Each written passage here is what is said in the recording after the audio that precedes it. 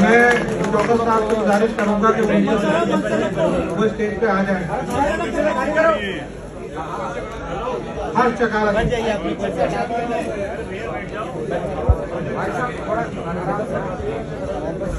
हटो वहां से, पीछे से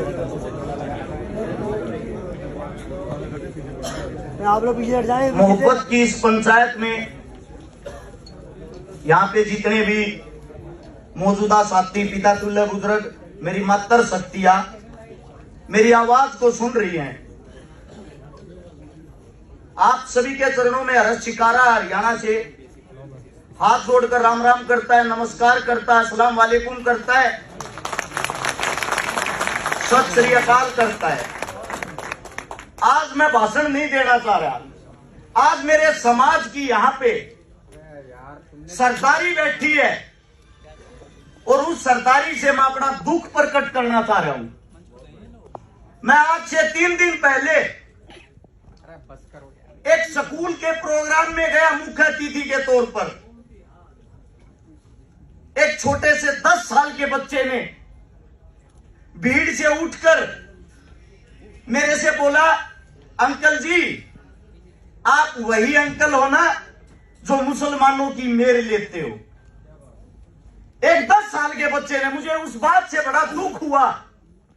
इस बच्चे को, जिसको अब तक समाज के बारे में कोई नॉलेज नहीं, कोई ज्ञान नहीं, इसको ऐसा आइटम बम कौन बना रहा है, ये शिक्षा इसको कौन दे रहा है? आप यहां आते हो, आप अपनी बातें रखते हो।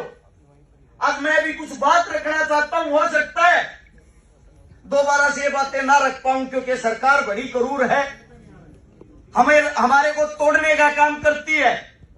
मैं आज आप सबसे पूछना चाहता हूं, क्या आप लोगों को इस बात का पता लगा, हिंदू मुसलमान सिख इनके झगड़े की जड़ क्या है, ये जहर फैलता क्यों है? मुझे इस बात का बड़ा दुख होता है जब ये सुनता हूं।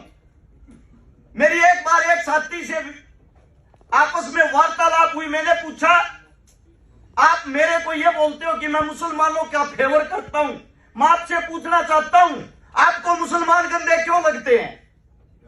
उस भाई साहब का जवाब था, क्या आप मुगलों को भूल गए? मुगलों ने हमारे साथ क्या किया था? एक एक बात को गौर से सुनना, ताली मत बजाना, मैं हकीकत की बातें करता हूं, हकीकत पे जाना। उसका जवाब था, मुगलों को भूल गए, बाबर को भूल गए, अकबर, हुमायूं, जहांगीर, वो हमारे साथ क्या क्रूरता करते थे। मैंने उसको जवाब दिया, बेटा अपनी नॉलेज बढ़ाइए। मुगल हमारे मुसलमान नहीं थे, मुगल हमारे मुसलमान नहीं थे। मुगल जब इस देश में लड़ने के लिए आए, जो राणा सांगा के साथ खड़े हुए असंख्या मेवाती, वो हमारे मुसलमान थे।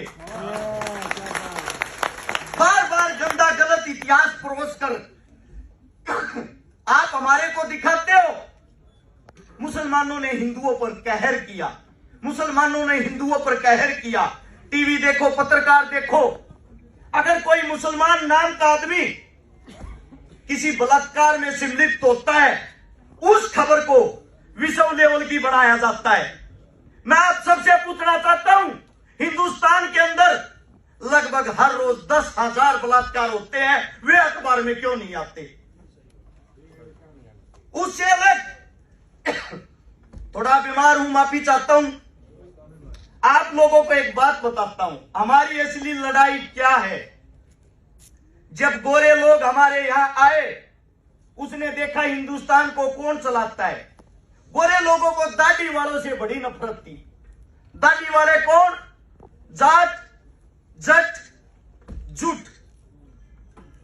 हिंदुओं के अंदर जाट, जो एक मजबूत कौम होती जिसको बोला जाता जाट लैंड। सिखों के अंदर जट, और अपने जो मौलवी होते हैं जिनके अंदर होते हैं जुट। अरे चेक करो, आप एक ही मां के बेटे हो। अपना ब्लड पहचानो, अपना रक्त पहचानो। जब अंग्रेजों को पता लगा ये हर लड़ाई में एक साथ इकट्ठे होकर लड़ते हैं, सिर्फ यही वो बुलंद आवाज, इनको तोड़ा कैसे जाए। आप लोगों को तोड़ने के लिए प्रायोजित दंगा कराया गया 1947 में, हिंदू पाकिस्तान का नाम देकर। जो आप लोग इस हिंदुस्तान की मिट्टी के लिए 47 से पहले एक होकर लड़े थे। आप लोगों के बीच में ऐसे आइटम बम अंग्रेजों ने तैयार कर दिए, एक दूसरे के खून के प्यासे हो गए, एक दूसरे की बहन बेटी की इज्जत लूटने लग गए।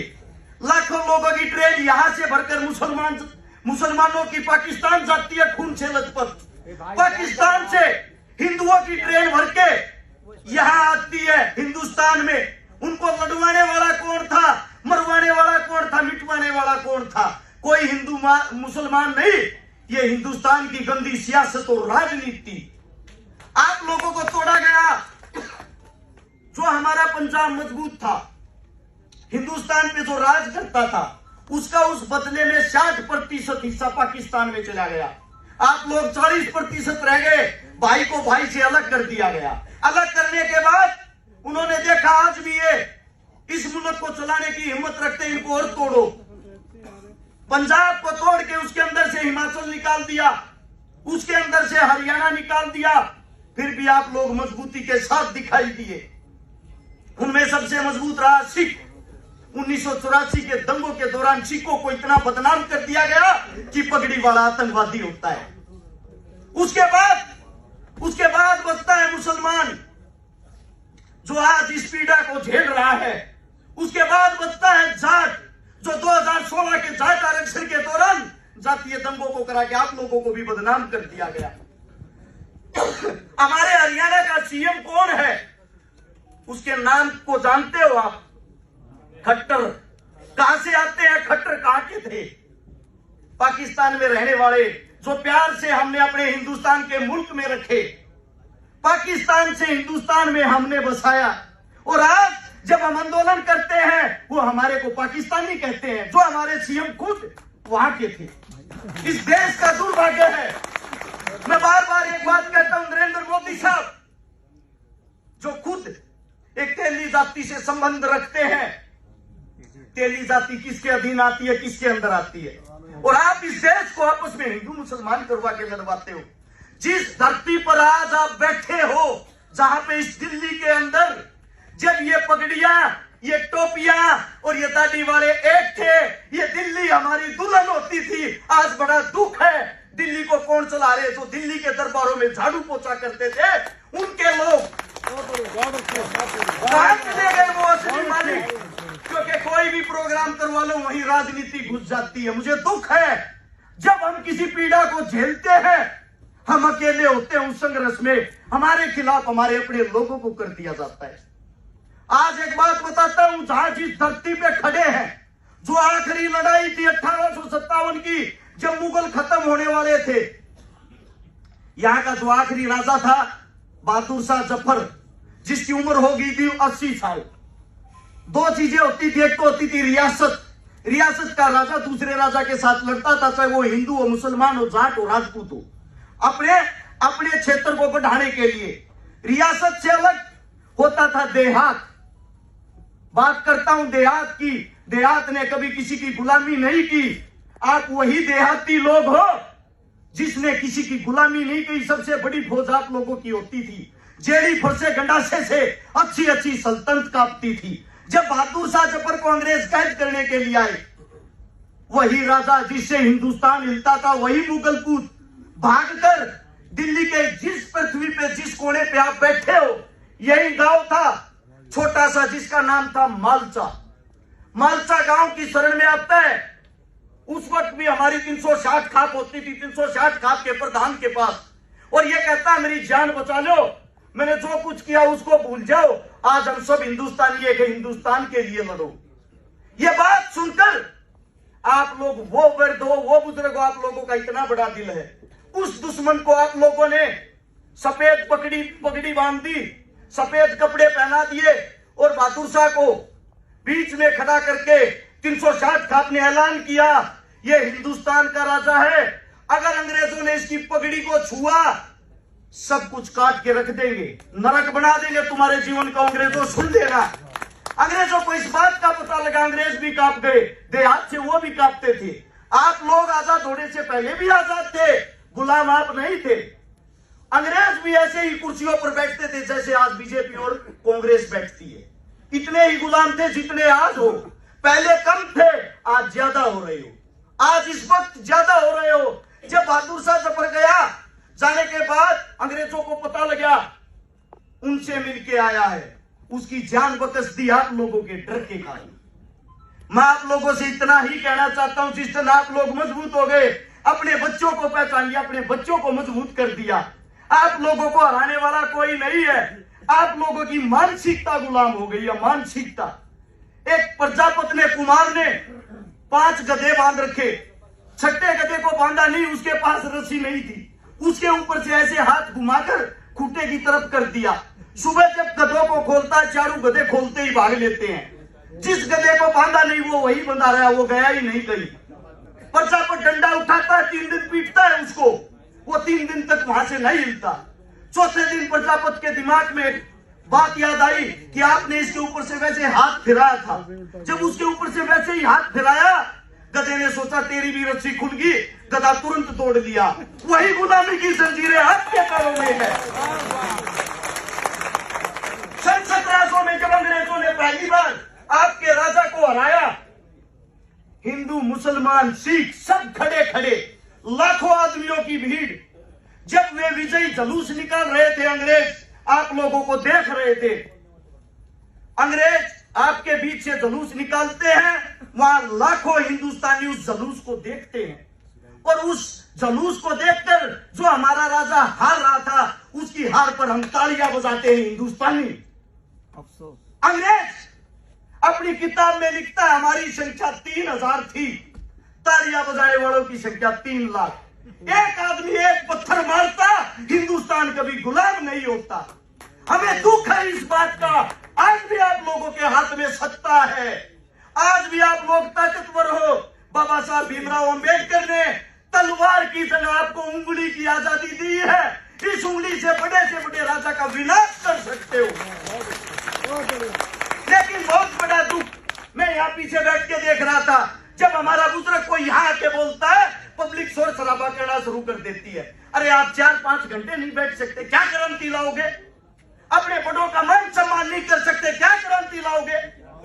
सबसे पहले आप सभी को एक ही बात कहूंगा, ये तो नफरत का जहर हमारे बच्चों के अंदर फैला है, उस पर विचार विमर्श करें कैसे रोका जाए। सोशल मीडिया पर हिंदू मुसलमान करने वालों की उम्र गारंटी देता हूं किसी एक की भी 30 साल से ऊपर नहीं है। 15 साल से 30 साल के बच्चे, क्योंकि उन्होंने किताबों को पढ़ा है, टीवियों को देखा है, उन्होंने जमीन पर संघर्ष करके धरातल को नहीं पढ़ा, उन्होंने अपने बुजुर्गों को नहीं पढ़ा। मेरे से एक मौलवी साहब कह रहे थे अभी प्रोग्राम में लाहौर में, हर्ष बेटा कितना पढ़ा है? मैंने मौलवी साहब को कहा, मौलवी साहब पढ़ा हुआ तो नहीं, ऊपर कढ़ा हुआ हूं। हर रोज अपने बुजुर्गों से नई नई बातें सीखता हूं, अपने बुजुर्गों से सुनता हूं, और वही आप लोगों के बीच में बताता हूं। मैं इस पंचायत के अंदर हाथ जोड़ के अपने जो आखिरी शब्द है वो यही कहता हूं, जो भी माइक पर बोले, बुजुर्गों का मान सम्मान रखे, इनके कद का मान सम्मान रखे। आप इनका मान सम्मान नहीं करोगे तो कौन करेगा? चाहे वो कितनी भी देर बोले, उसकी बात को समझने की कोशिश करें। दूसरी बात, कोई न कोई ऐसी बातें, ऐसा फैसला जरूर ले। चुनाव नजदीक है, दोबारा से यही बनेंगे, आप लोगों को गुलाम बना दिया जाएगा। अब आते टाइम भी मेरे पास कॉल आई थी सरकार के किसी नुमाइंदे की, बेटा रस शिकारा नू मेवात में जो तने रोल लिया है ना, उसका तने बहुत जल्दी गिफ्ट मिलेगा। मैं बोला जी क्या गिफ्ट दोगे? मैंने बोला जल्दी तेरे पे बलात्कार का मुकदमा दर्ज होगा। मैंने कहा मैं अपनी पत्नी से अलग हर औरत को बहन कह के बोलता हूँ। बोला फिर क्या हुआ? वो हमारा काम है, बलात्कारी तो लवाना है, सरकार हमारी, आदमी हमारे, हम अपने आप लवा देंगे। मैंने कहा मैं कल मरता आज मर जाऊं, मेरे शरीर के अंदर जब तक रक्त की आखिरी बूंद रहेगी, मैं भाईचारे की एकता की बात करता रहूंगा, जो मर्जी करिए। आप सभी ने इतने प्यार से मेरी बातें सुनी, आप सभी ने इतना प्यार प्रेम दिया, इतनी कम उम्र में इतनी बड़ी स्टेज पर बोलने का मौका दिया। आप सभी को शीश झुका के मैं नमन करता हूं। नमस्कार और जय हिंद। बहुत बहुत शुक्रिया हर्ष भाई। बड़ा हर्ष हो रहा है कि आपने अपनी अल्फाजों में बहुत अच्छे अंदाज में पेश किया।